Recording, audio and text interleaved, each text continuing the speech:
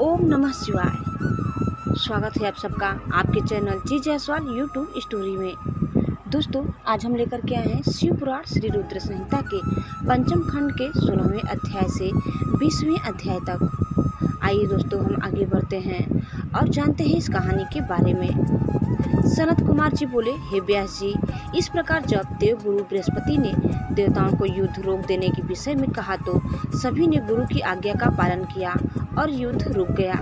परंतु जलंधर का क्रोध शांत नहीं हुआ। वह इंद्र को ढूंढता ढूंढता स्वर्गलोक आ पहुंचा।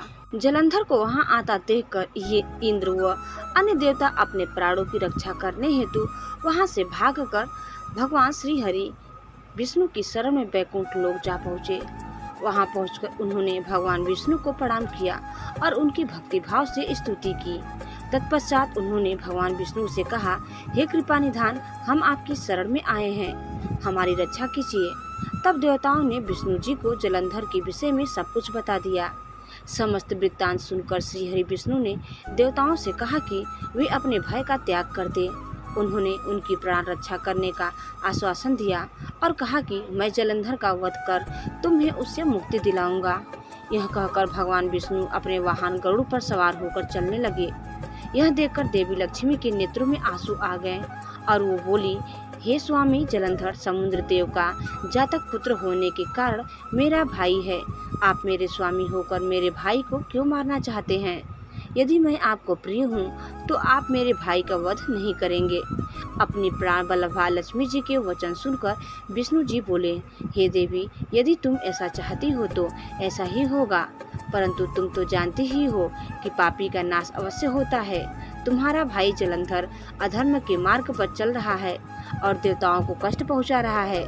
फिर भी मैं उसका वध अपने हाथों से नहीं करूंगा, परंतु इस समय तो मुझे युद्ध में जाना होगा। यह कहकर भगवान विष्णु युद्ध स्थल की ओर चल दिए। भगवान विष्णु उस स्थान पर पहुँचे जहाँ असुर राज जलंधर था। भगवान विष्णु को आया देखकर देवताओं में हर्ष और ऊर्जा का संचार हुआ। देवसेना अत्यंत रोमांचित हो गई। सभी देवताओं ने हाथ जोड़कर श्री हरि को प्रणाम किया। भगवान विष्णु का मुखमंडल अद्भुत आभा से प्रकाशित हो रहा था। उनके दिव्य तेज के सामने दैत्य और दानव का खड़े रह पाना मुश्किल हो रहा था। श्री हरि विष्णु के वाहन गरुड़ के पंखों से निकलने वाली प्रबल वायु ने वहां पर आंधी सी ला दी थी। इस आंधी में दैत्य इस प्रकार घूमने लगे जिस प्रकार आसमान में बादल घूमते हैं। अपनी सेना को ऐसी विकट परिस्थिति में देखकर जलंधर अत्यंत क्रोधित हो उठा। दोस्तों, श्री रुद्र संहिता के पंचम खंड का 17वां अध्याय। सनत कुमार जी बोले, हे महर्षि, दैत्यों के तेज प्रहारों से व्याकुल देवता बचने के लिए इधर उधर भाग रहे थे। तब भगवान विष्णु के युद्ध स्थल में आने से देवताओं को थोड़ा साहस बंधा।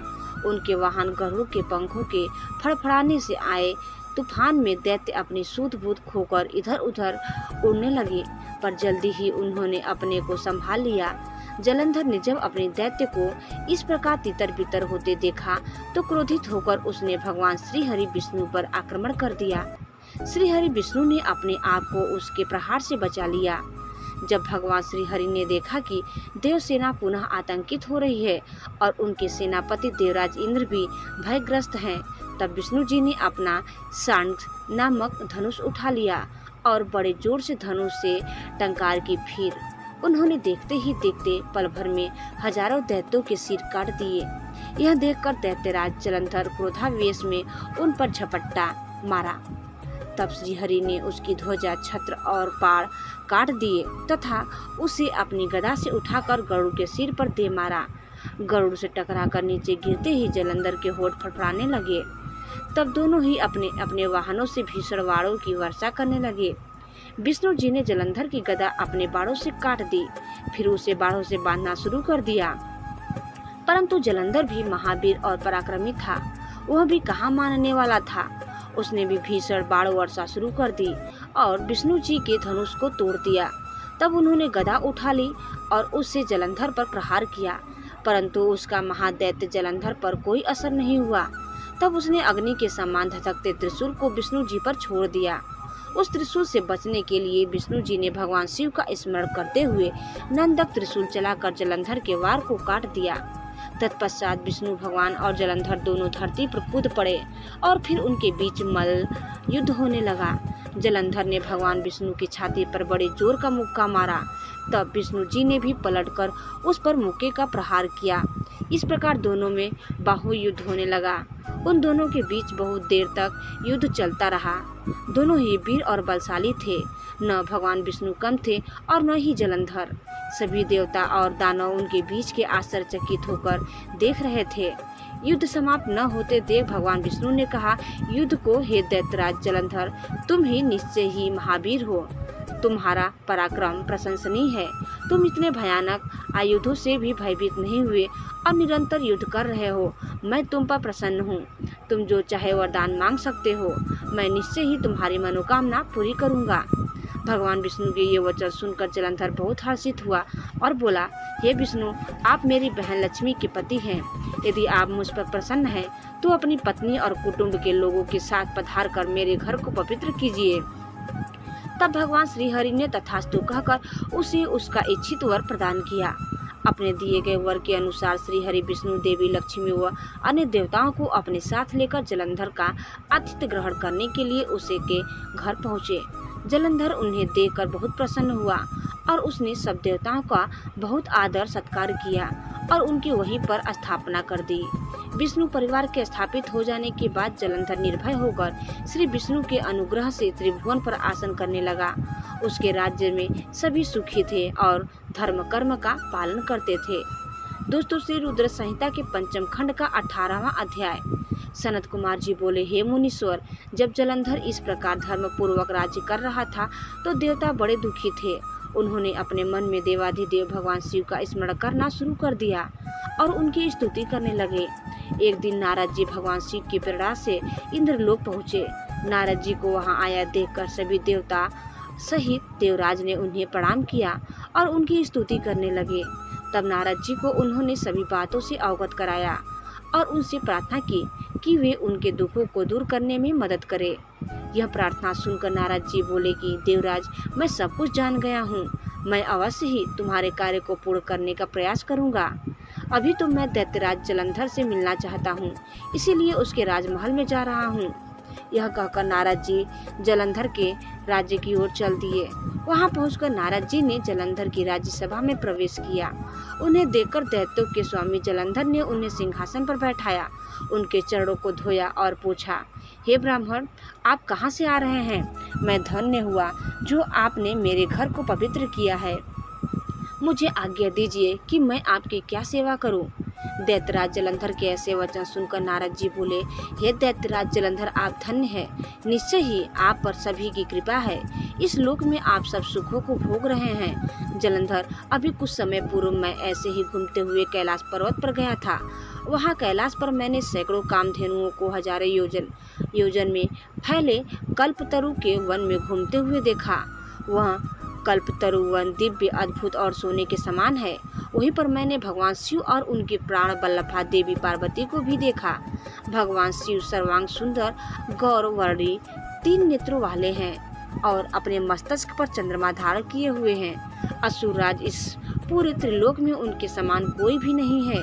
उनके समान समृद्धिशाली और ऐश्वर्य संपन्न कोई भी नहीं है। तभी मुझे तुम्हारी धन संपत्ति का भी ध्यान आया, इसलिए मैं तुम्हारे पास आ गया। नारद जी के वचनों को सुनकर जलंधर अत्यंत गर्वित महसूस करने लगा और उसने महर्षि नारद को अपने धन के खजाने और सभी संचित अमूल्य निधियां दिखा दी। जलंधर की धन संपदा देखकर नारद जी जलंधर की प्रशंसा करते हुए बोले, हे दैत्येंद्र, आप अवश्य ही इस त्रिलोक के स्वामी होने के योग्य है। आपके पास ऐरावत हाथी है, उच्चे श्रवा घोड़ा भी आपके पास है।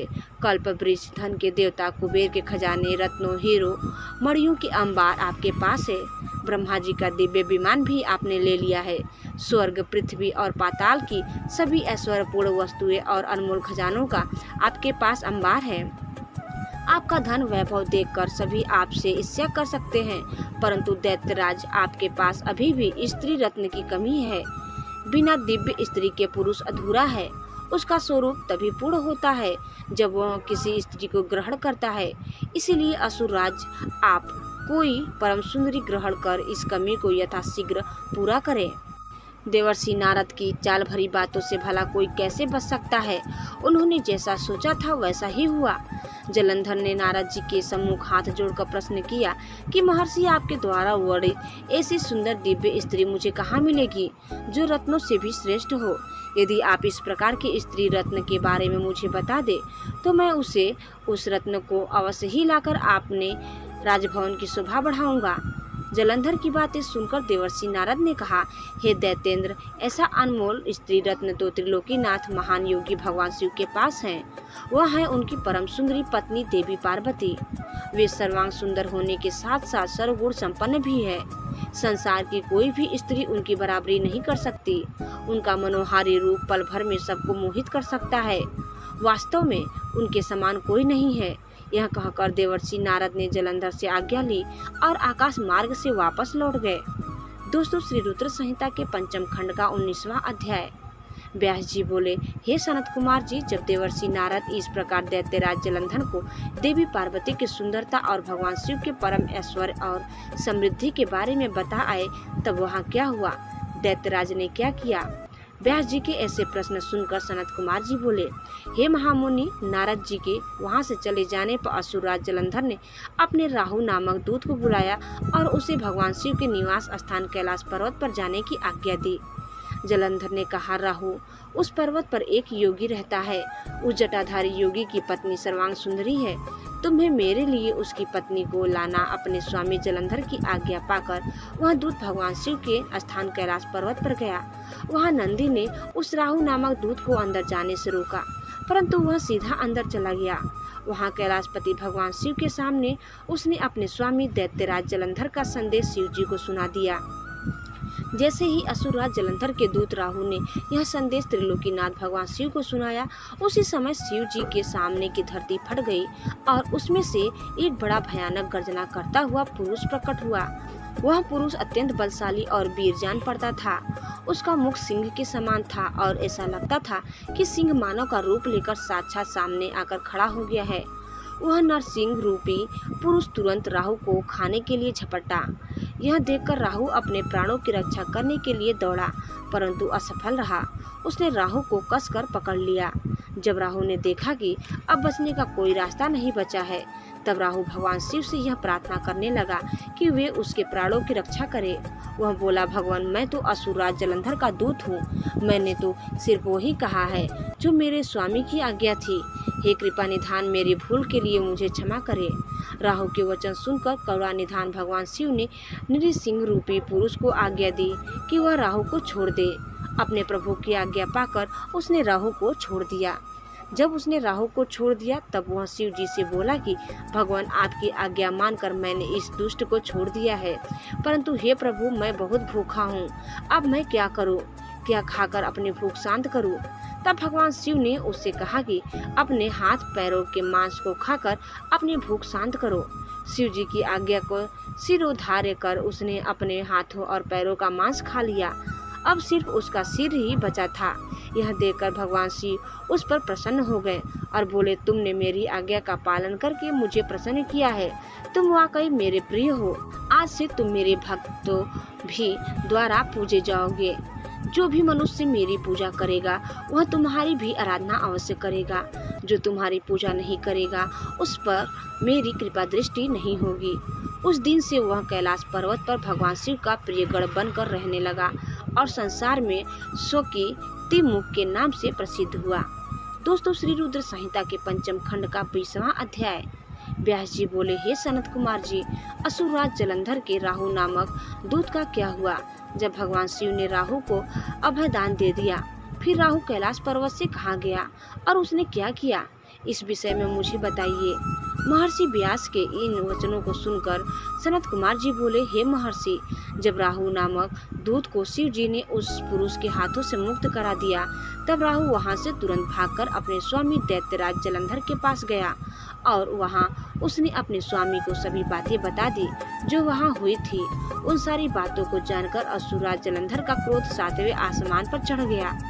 जलंधर ने अपने सेनापति और अन्य अधिकारियों को बुलाकर अपनी दैत्य सेना को युद्ध के लिए तैयार होने की आज्ञा प्रदान की। अपने स्वामी की आज्ञा पाकर कालनेमी शुंभ निशुंभ आदि महावीर पराक्रमी दैत्य युद्ध के लिए तैयार करने लगे। जलंधर की विशाल चतुरंगिणी दैत्य सेना भगवान शिव से युद्ध करने के लिए निकल पड़ी। उस सेना के साथ ही दैत्य गुरु शुक्राचार्य और राहु भी थे। इधर जब देवताओं को ज्ञात हुआ कि जलंधर अपनी सेना को साथ लेकर भगवान शिव से युद्ध करने के लिए निकल पड़ा है, तो देवराज इंद्र शिव जी को अवगत कराने के लिए कैलाश पर्वत पर गए और वहां उन्होंने त्रिलोकीनाथ भगवान शिव की सारी बातें बता दी। इंद्र ने भगवान विष्णु के विषय में भी उन्हें बताया कि भगवान विष्णु भी अपनी पत्नी देवी लक्ष्मी के साथ असुरराज जलंधर के वश में हैं और उसके घर में निवास करते हैं। इसी कारण हम सब देवता विवश है। हमें न चाहते हुए भी जलंधर के अधीन होना पड़ा है। भगवान आप भक्त वत्सल है, आप अपने भक्तों की रक्षा कर हमें जलंधर से मुक्ति दिलाएं, उसे मारकर हमारे प्राणों की रक्षा करें। सारी बातें ज्ञात हो जाने पर भगवान शिव ने सर्वप्रथम भगवान श्री हरि विष्णु का स्मरण किया।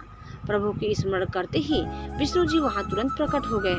उन्हें देखकर शिव जी ने उनसे पूछा, हे विष्णु, तुम्हें मैंने दैत्येंद्र जलंधर का वध करने के लिए भेजा था, फिर तुमने उसका वध क्यों नहीं किया? आप उसके घर में क्यों निवास कर रहे हैं? अपने आराध्य भगवान शिव के ये वचन सुनकर भगवान श्री हरि विष्णु ने अपने दोनों हाथ जोड़ लिए और विनम्रता पूर्वक बोले, हे करुणा निधान भगवान शिव, मैं जानता हूँ कि आपने मुझे दैत्यराज जलंधर का संहार करने की आज्ञा दी थी, परंतु मैं उसे नहीं मार सका, इसीलिए आपसे क्षमा याचना करता हूँ। मेरी गलती क्षमा करें। प्रभु, मैंने जलंधर का वध इसलिए नहीं किया क्योंकि जलंधर मेरी प्राण वल्लभा देवी लक्ष्मी का भ्राता है और उसमें आपका अंश भी विद्यमान है। इसीलिए मैं उस दैत्य की वीरता से प्रसन्न होकर मैं उसके घर में निवास करता हूँ। भगवान विष्णु के वचनों को सुनकर त्रिलोकीनाथ भगवान शिव हंसने लगे। फिर बोले, देवताओं, तुम सभी सोच और चिंताओं को त्याग दो। तुम्हारी रक्षा के लिए मैं अवश्य ही जलंधर का संहार करूंगा। यह सुनकर सभी देवता निश्चिंत हो गए। इसी समय जलंधर अपनी विशाल सेना साथ लेकर कैलाश पर्वत के निकट पहुंच गया। उसने कैलाश पर्वत को चारों ओर से घेर लिया। उस समय बड़ा कोलाहल होने लगा। यह शोर सुनकर भगवान शिव को क्रोध आ गया। तब उन्होंने अपने गढ़ों को आज्ञा दी कि वे जाकर राक्षसों से युद्ध करें। अपने आराध्य भगवान शिव की आज्ञा पाकर उनके गढ़ युद्ध करने चले गए। शिवगढ़ और जलंधर की दैत्य सेना में बड़ा भीषण होने लगा। शिवगढ़ बड़ी वीरता से दैत्यों से भिड़ गए। उन्होंने कई दैत्यों को पल भर में ही मौत के घाट उतार दिया और सैकड़ों को घायल कर दिया। परंतु दैत्य गुरु शुक्राचार्य अपनी मृत संजीवनी विद्या से सभी मृत दानवों को पुनः जीवन दान दे रहे थे और वे उठकर पुनः युद्ध करने लगते थे। जब दैत्य सेना किसी भी प्रकार कम होने का नाम ही नहीं ले रही थी, तब शिवगढ़ व्याकुल होने लगे। तब शिवगढ़ों ने भगवान शिव के पास जाकर उन्हें इसकी सूचना दी। जब शिव जी को यह बात ज्ञात हुई कि यह सब शुक्राचार्य कर रहे हैं, तो वो क्रोधित हो उठे। उस समय भगवान शिव के मुख से एक भयंकर ज्वाला कृत्या के रूप में प्रकट हुई। उसका रूप अत्यंत रौद्र और भयानक था। वहाँ से सीधे युद्ध भूमि में गई और दैत्यों को पकड़ कर खाने लगी। इसी प्रकार भ्रमण करते हुए कृत्या शुक्राचार्य के निकट पहुंची और उन्हें वहां से गायब कर दिया। जब अपने परम सहायक गुरु शुक्राचार्य उन्हें वहां न दिखाई दिए तथा हजारों वीर मारे गए या घायल हो गए, तब दैत्य सेना का मनोबल टूटने लगा। दैत्य सेना युद्ध भूमि छोड़कर भागने लगी। जलंधर के कालनेमी शुंभ निशुंभ आदि वीर दैत्य फिर भी पूरी ताकत से युद्ध करते रहे।